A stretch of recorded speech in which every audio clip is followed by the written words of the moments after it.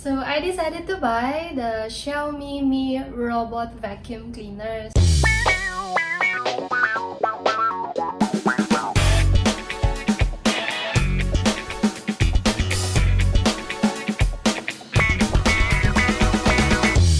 Hi guys, this is Mara and welcome back to my channel. So today I'm gonna share with you how did I set up my new Xiaomi robot vacuum cleaner. So alam niyo naman guys, dito sa Singapore, minsan wala kang time maglinis. Minsan pag off mo, gusto mo lang magpahinga or maybe may kailangan ka pang gawin like maglaba, maglinis, mamalengke. So, sobrang kulang ka na talaga sa time para maglinis. So, naisip ko bumili ng vacuum, yung smart, para kahit tulog ako, pwede siyang maglinis para pagising ko, malinis na yung bahay. Siyempre, nag-research muna ako kung ano yung maganda sa bahay, sa maliit lang na bahay, at saka yung within the budget. So, eto nga guys, yung Mi Robot Vacuum Cleaner, kung saan pwede mo kang gumamit ng app para maset mo kung anong oras mo gustong maglinis, para pag meron kang bisita, hindi ka mahihiya na madumi yung floor mo, di ba? So guys, pakita ko lang sa inyo, mabilis lang kung paano siya i-set up.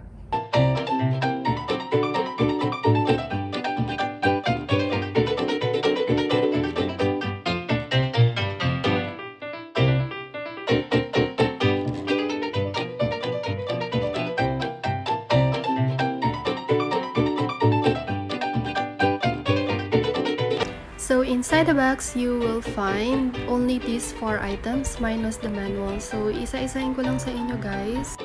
So we have here the charging station, the small brush, the power cable, and the Mi vacuum of course. So guys, start na natin ang pagkabit. So kukunin nyo lang yung charging base, tapos kabit nyo lang yung wire. Yan, ganito lang, madali lang siya. Tapos, ilalagay na natin siya sa floor.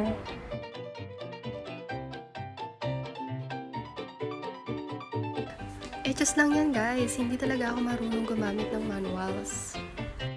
So kahit hindi naman kayo gumamit ng manuals guys, I'm sure madali nyo naman siyang masusundan. Sobrang dali siya, promise. So, ilagay nyo lang siya both sa floor, tsaka i-charge nyo siya ng up to 12 hours at pwede na siyang gamitin. You can already use it guys, kahit hindi nyo pa nada-download yung Mi Home app. Pwede nyo gamitin yung home button, press nyo lang yung on, tapos mag-start na yan, mag-navigate. Kung nakikita nyo, umiikot siya.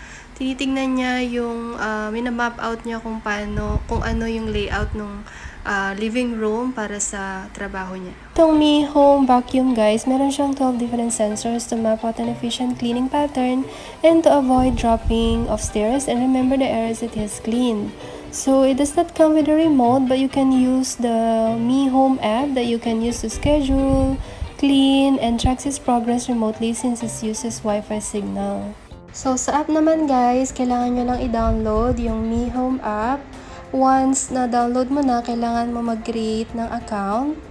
Ayan, so kailangan nyo lang i-select yung region. Like for me, I choose Singapore. And ililink nyo siya sa any email ID that you have kasi magsisend sila ng verification code sa email. This is perhaps my favorite features of this product.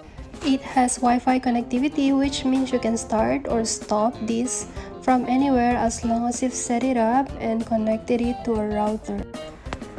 Yan guys, kailangan nyo i-key in yung Wi-Fi password nyo. Tapos punta kayo sa setting, hanapin nyo yung robot vacuum. Yan. So i-select nyo yun, kailangan connected kayo sa Wi-Fi. Make sure yung network nyo nasa robot. Tapos pagbalik nyo sa app, ayan, nagko-connect na siya agad. So, medyo matagal yung process. I think nag-wait ako at least 3 minutes para makonect. Tapos, yan, done na siya. Pwede ka na mag-select ng room. Pwede mong i-rename, ganyan. Tapos, yan. Sundan nyo lang yung instruction, guys. Madali naman siya as long as malakas yung signal nyo. So, once makita nyo tong screen na to guys, ibig sabihin, you're all set. You can even add multiple rooms like living room, bedroom, balcony, kitchen, para ma-set nyo guys kung ano yung gusto nyong linisin ng Mi Robot. Once you've connected to the app, that's where the fun begins. You can use this tool to control the robot remotely, but make sure to keep the router on because this will be the gateway to your robot.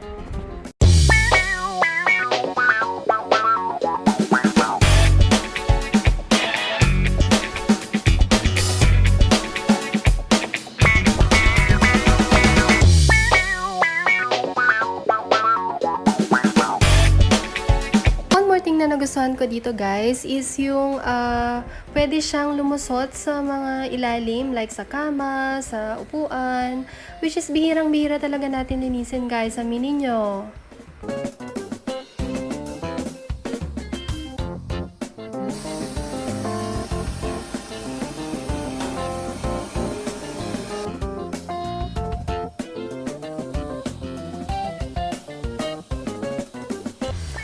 In terms of the battery naman guys, it has 5,200 mAh helium-ion battery that will last for 2.5 hours on a single charge. In terms of design naman guys, it has a sleek, minimalist, but fully functional design that isn't common for a Chinese brand. I also recorded a video on how I send the robot to its docking station.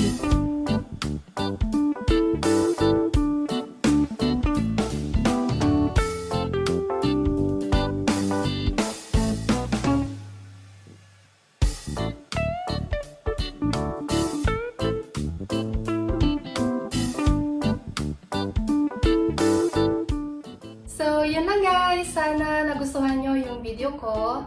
Kung meron kayong suggestions or comments, sana wag kayong magdalawang isip na mag-comment sa baba para ma-improve ko pa yung mga susunod kong video. So, at sana mag-subscribe din kayo. Sana dumami pa yung subscribers ko. And make sure na mag-upload ako ng mga interesting pang video. So, thank you and see you on my next video.